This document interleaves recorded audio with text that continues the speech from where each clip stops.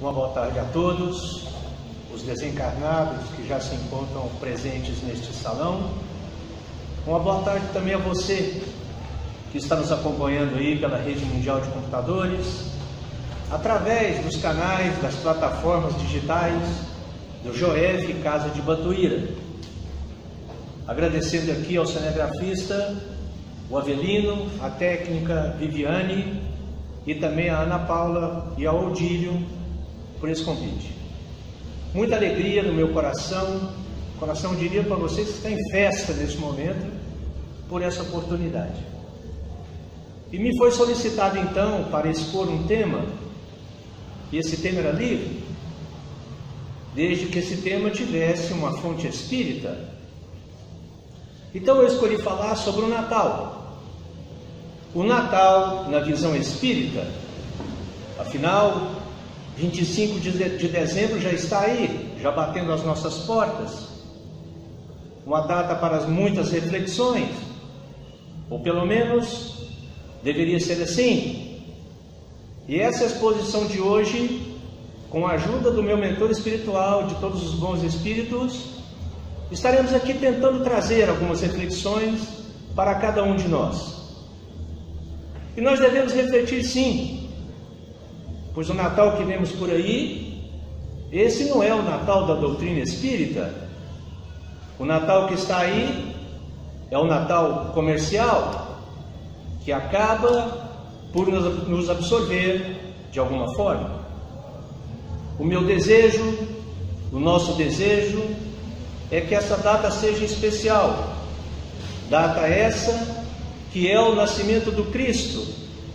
E a doutrina nos fez buscar esse Natal especial. Natal e Espiritismo. De onde vem o termo Natal? Por que 25 de dezembro? Desde quando se comemora esta data? Qual o espírito do Natal? Qual o significado dos presentes, da árvore e do Papai Noel? Tencionamos desenvolver este assunto analisando o nascimento do Cristo, o espírito natalício e os subsídios oferecidos pelo Espiritismo para uma melhor interpretação da sua simbologia. A palavra Natal vem do latim natale e significa nascimento, dia em que se comemora o nascimento do Cristo, 25 de dezembro. As igrejas orientais, desde o século IV, celebravam a Epifânia, aparição ou manifestação em 6 de janeiro, cujo simbolismo referia-se ao mistério da vinda ao mundo do Verbo Divino feito homem, Jesus. Em Roma, desde o imperador Aureliano, o dia 25 de dezembro marcava o solstício de inverno no calendário juliano. Era consagrado ao Natalis Solis Invicti, uma festa mitríaca, em homenagem ao deus Mitra, uma divindade solar persa, que era o renascimento do sol. A Igreja Romana não tardou em contrapor-lhe a festa cristã do Natal de Cristo, o verdadeiro sol de justiça.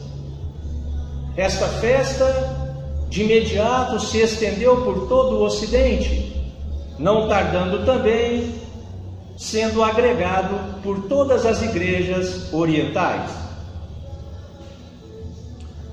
O nascimento do Cristo, ou a data do seu nascimento, sempre esteve envolto em muitas controvérsias.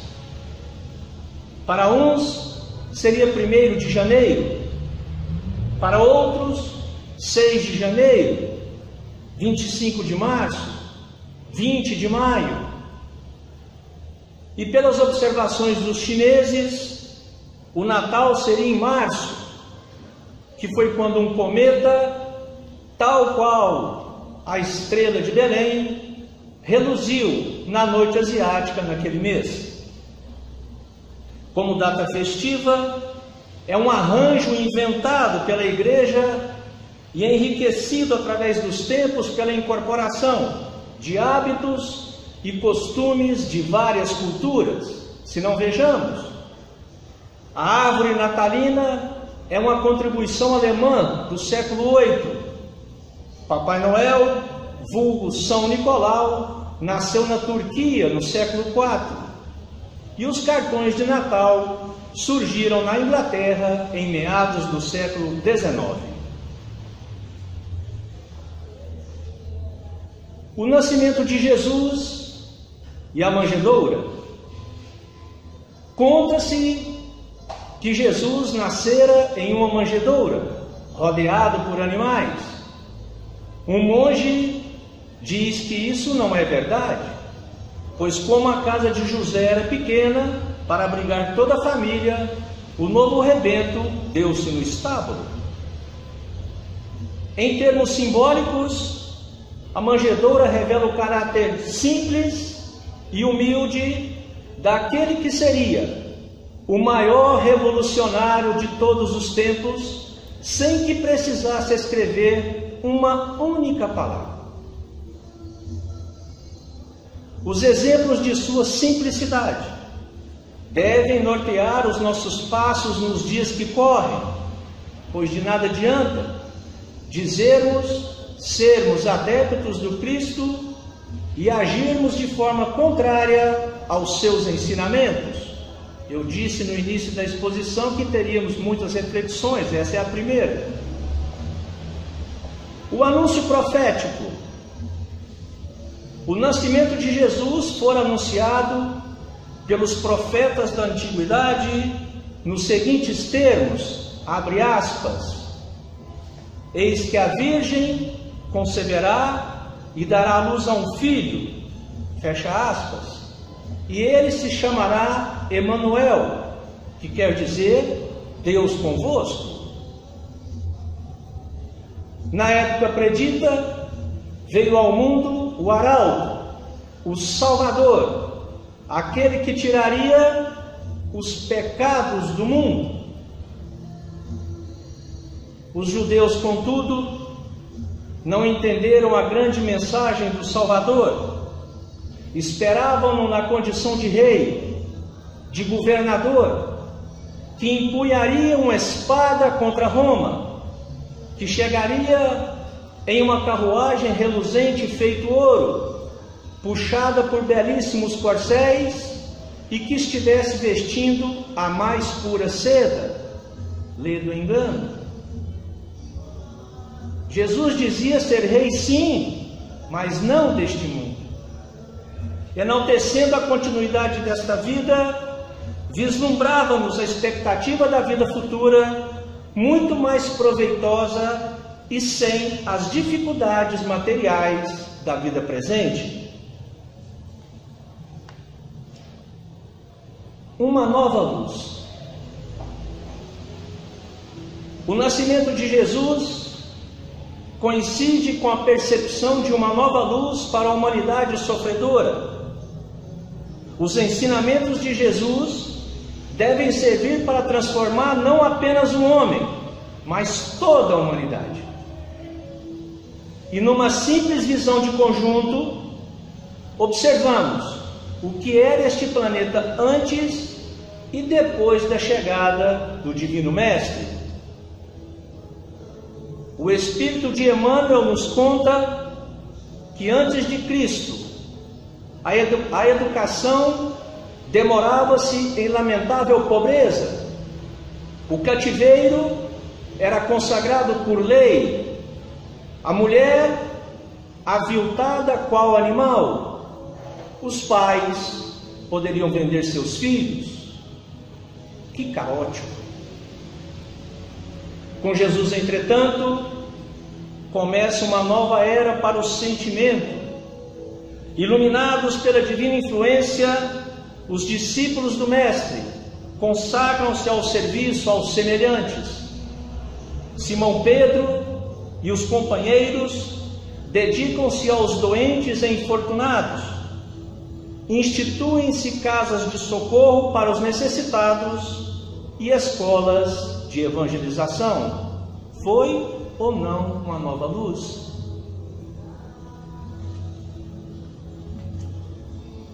A simbologia do Natal, o Papai Noel. Papai Noel, símbolo do Natal, é usado pelos comerciantes a fim de incrementar as vendas de seus produtos ao final de cada ano. O espírito do Natal, segundo a propaganda, está relacionado com a fartura na mesa, a quantidade de brinquedos e tudo aquilo que o consumidor possa ter em seu lar. À semelhança dos reflexos condicionados, estudados por Pavlov, um fisiologista e psicólogo russo, ele nos diz que a repetição, intensidade e clareza dos estímulos à compra, dando-nos a entender que, assim procedendo, estamos comemorando o renascimento do Cristo, como se fácil assim fosse. E se não prestarmos bastante atenção, cairemos na armadilha do consumismo exacerbado, dificultando a meditação e a reflexão durante essa data tão especial para a humanidade. O espírito do Natal. O espírito do Natal deve ser entendido como a revivescência dos ensinos do Cristo em cada uma de nossas ações.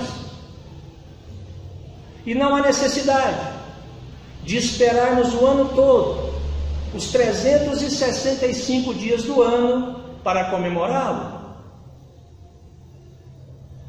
Se em nosso dia a dia estivermos estendendo simpatia para com todos e distribuindo os excessos de que somos portadores, estaremos aplicando eficazmente a boa nova trazida pelo Mestre Jesus. A segunda reflexão desta tarde e noite. Prestemos atenção. Não se pode servir a Deus e a Mamon. A perfeição moral exige distinção entre espírito e matéria. A riqueza existe, não é nenhum problema em ser rico, claro que não. Mas ela existe para auxiliar o homem em seu aperfeiçoamento espiritual. E se lhe dermos demasiado valor, poderemos obscurecer a nossa iluminação interior. Útil se torna, meus irmãos, nos conscientizarmos de que somos usufrutuários e não proprietários dos bens terrenos. Prestemos atenção. Vamos nos conscientizar de que somos usufrutuários e não proprietários dos bens terrenos. Mais uma da tarde e noite. Falei que ia ter muito. Conta-nos também, e para nós fazermos uma relação de que somos apenas usufrutuários e não proprietários dos bens terrenos, conta-nos o espírito de irmão X, que em uma véspera de Natal, Emiliano Jardim, cujas noções materialistas estragavam-lhe o coração e os pensamentos, viera a sofrer a dor da paternidade, ao ver seu filho arrebatado pela morte.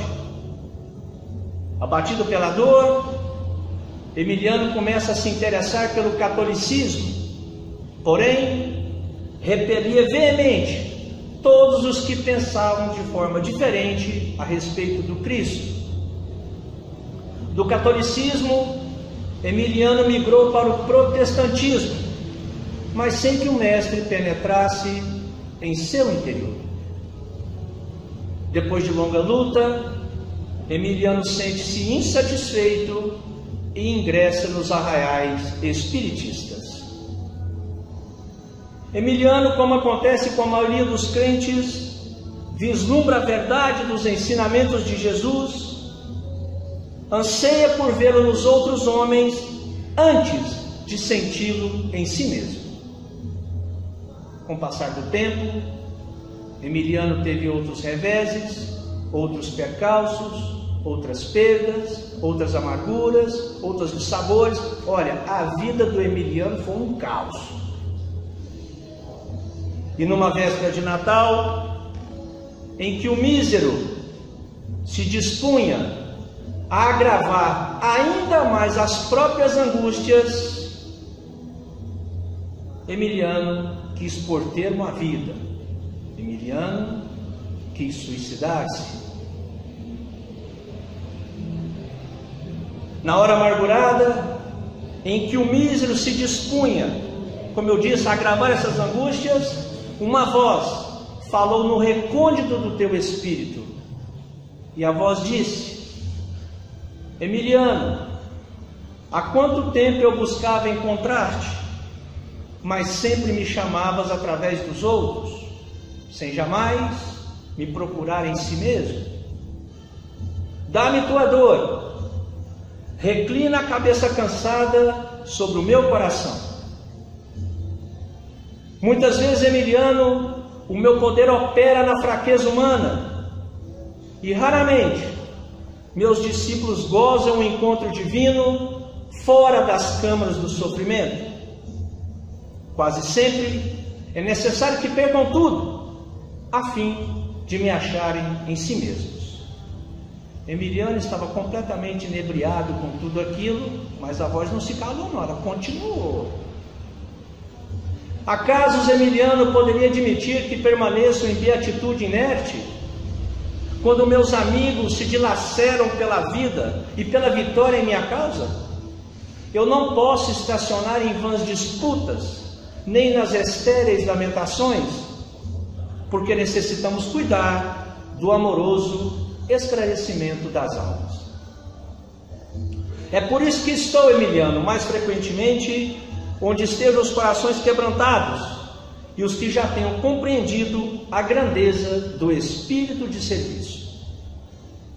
Não te rebeles, Emiliano, contra o sofrimento que purifica. Aprende a deixar os bonecos a quantos ainda não conseguiram atravessar as fronteiras da infância. Não analises nunca sem amar, Emiliano. E lembra-te que quando criticares teu irmão, eu também sou criticado. Ainda não terminei a minha obra terrena, Emiliano. Ajuda-me, compreendendo a grandeza do seu objetivo e entendendo a fragilidade dos teus irmãos. A mensagem do Cristo através do Espiritismo.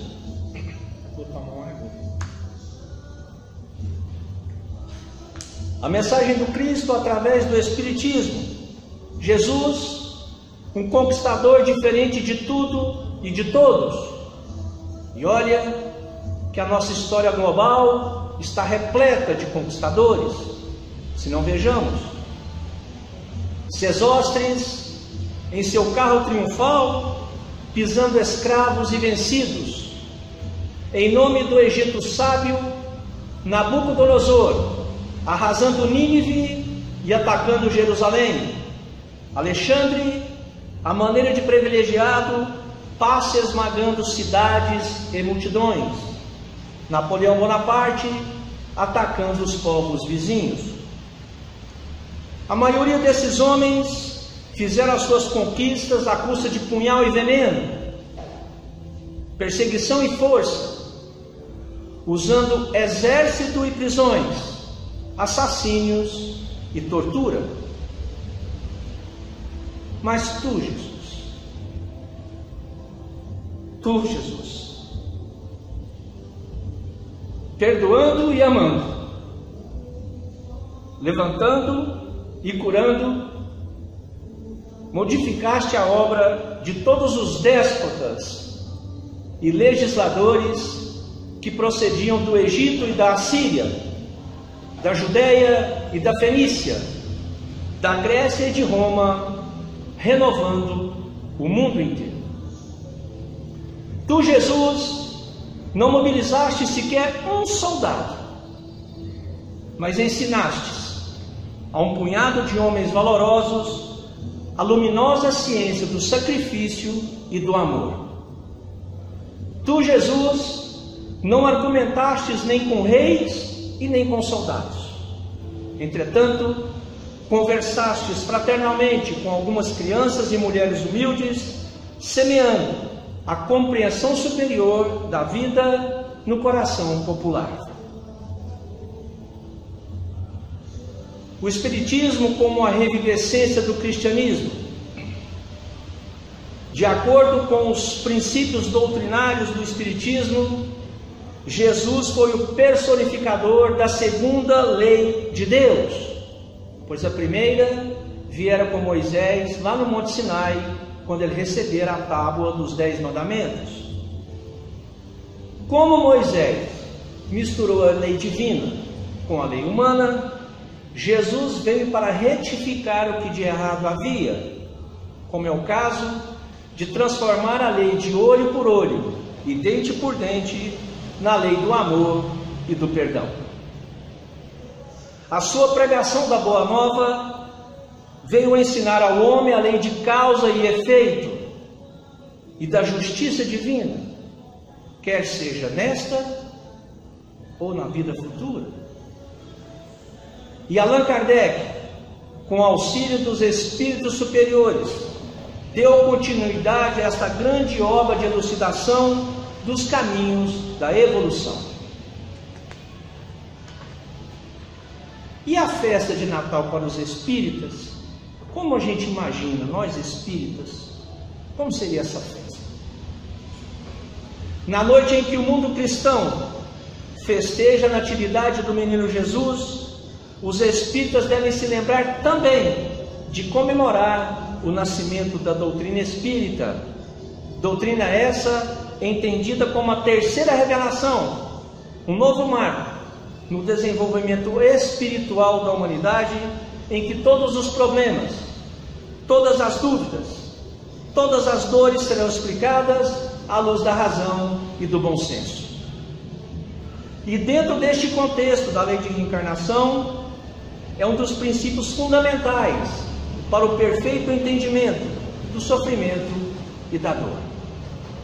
E de acordo com a reencarnação ou a diversidade de vidas sucessivas, temos condições de melhor vislumbrar o nosso futuro, que nada mais é do que uma continuidade daquilo que estivermos fazendo já, hoje, neste momento, agora. Optando pela prática do bem, teremos uma vida futura feliz. Escolhendo o mal, teremos que sofrer as suas consequências, no sentido de nos adaptarmos à lei do progresso, que é inexorável. E para irmos concluindo, Jesus, através dos seus emissários, está sempre falando conosco, no sentido de nos incentivar a amar cada vez mais o nosso próximo, independentemente da maneira e de como ele esteja nos tratando. Prestar atenção? Amar mais o nosso próximo, independentemente da maneira de como ele esteja nos tratando. E pergunta-se, que vantagem há em amarmos os que nos amam? Portanto, meus irmãos e minhas irmãs, companheiros de ideal espírita, glória a Deus nas alturas e paz na terra aos homens de boa vontade. Esse é o significado espiritual do Natal. Ante os festejos puramente materiais realizados nas comemorações do Natal, devemos compreender a legítima significação da grande data que marca o advento daquele que, como condutor da humanidade, trouxe para nós, pela exemplificação, o amor e a verdadeira fraternidade, base da felicidade humana.